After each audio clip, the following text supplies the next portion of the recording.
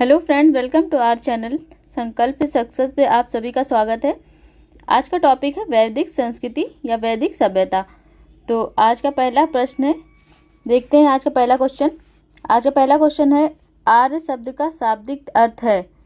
तो आपके ऑप्शन हैं श्रेष्ठ, ऑप्शन बी विद्वान, ऑप्शन सी पुरोहित, ऑप्शन डी योद्धा। तो इसका आंसर क्या होगा? इसका आंसर होगा ऑप्शन ए श्रेष्ठ। इसका आंसर होगा ऑप्शन ए श्रेष्ठ। ठीक है, चलिए दूसरा क्वेश्चन देखते हैं। गायत्री मंत्र रचना किसने की थी? गायत्री मंत्र की रचना किसने की थी? तो आपके ऑप्शन है, option A Vashishtha, option B Vishwamitra, option C Indra, option D Parikshit. तो इसका आंसर क्या होगा?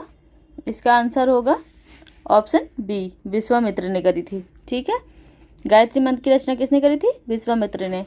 चलिए तीसरा क्वेश्चन।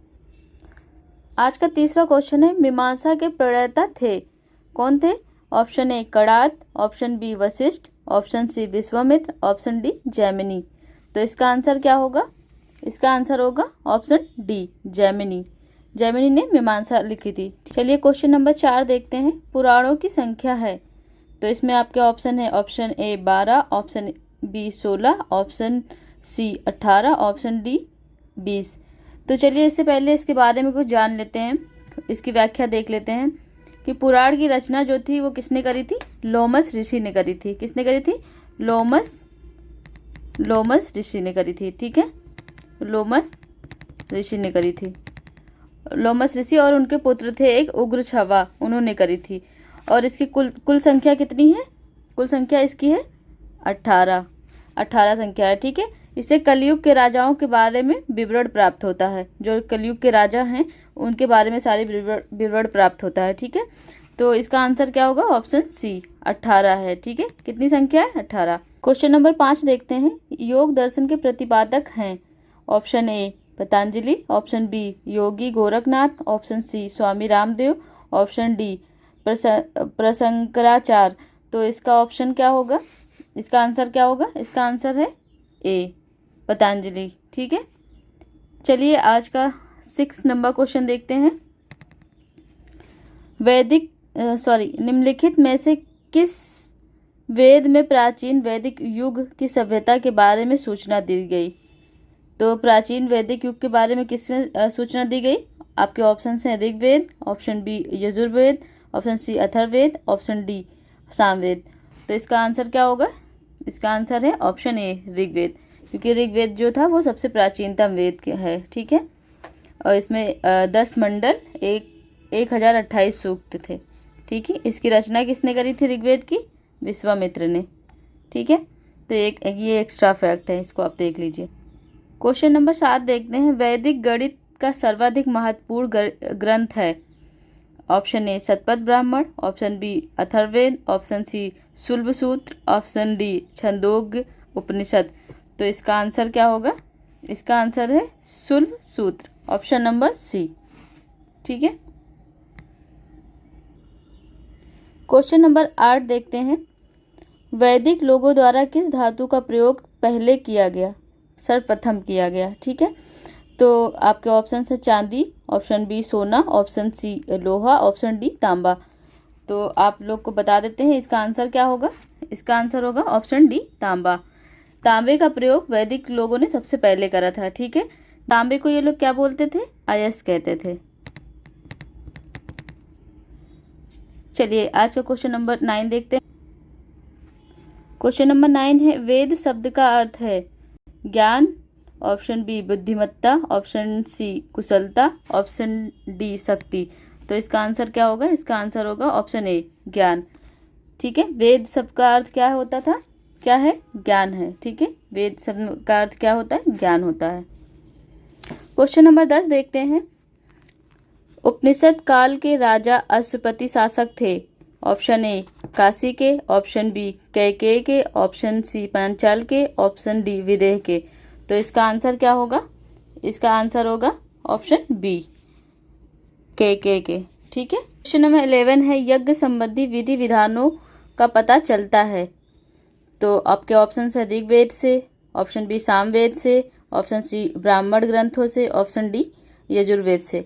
तो किससे पता चलता है? इसका आंसर क्या होगा? ऑप्शन डी यजुर्वेद से। यजुर्वेद में जो था यज्ञ संबंधी विधि विधानों का पता चलता है। ठीक है।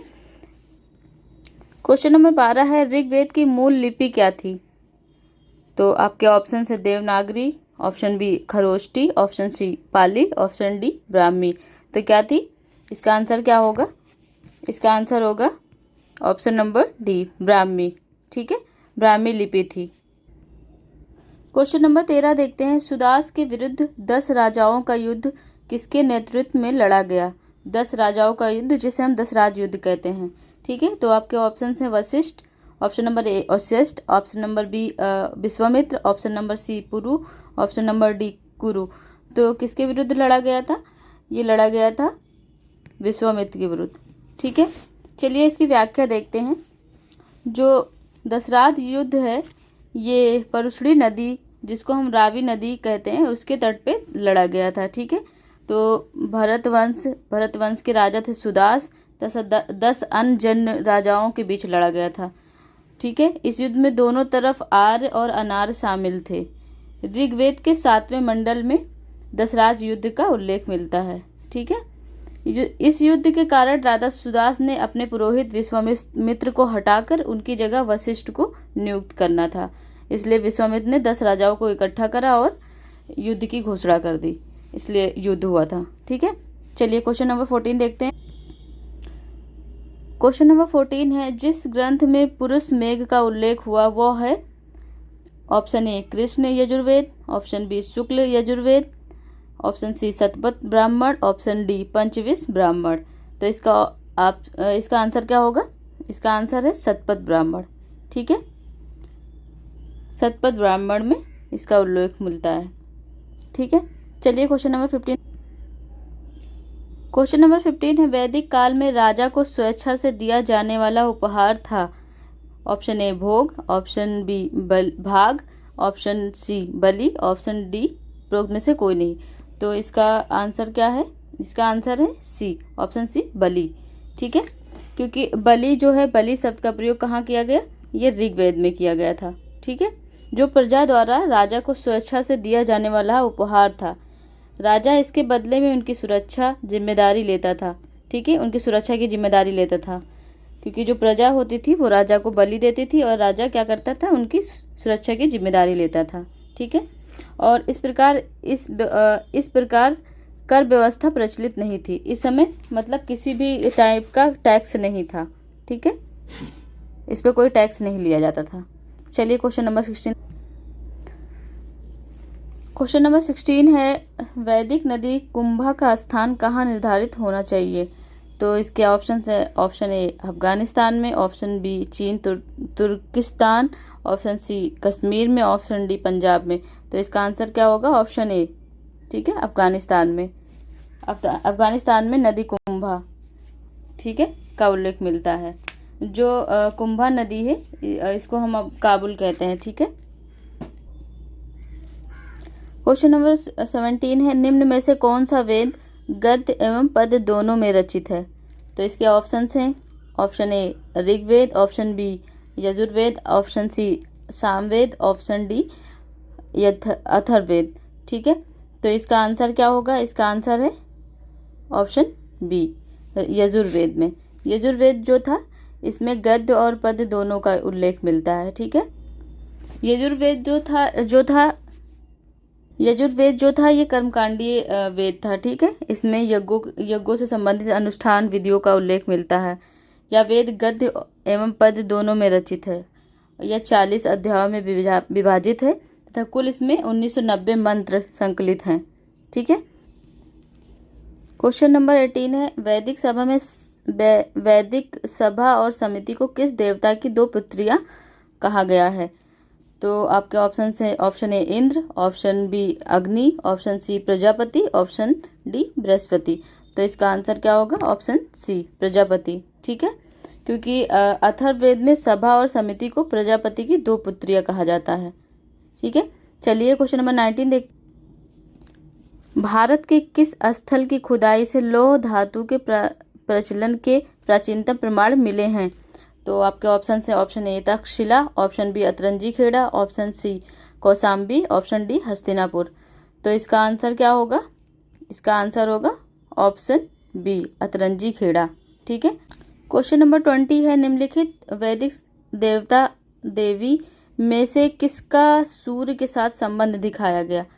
तो आपके ऑप्शंस हैं option A Ashwin, option B Pushan, option C Indra, option D अरणि।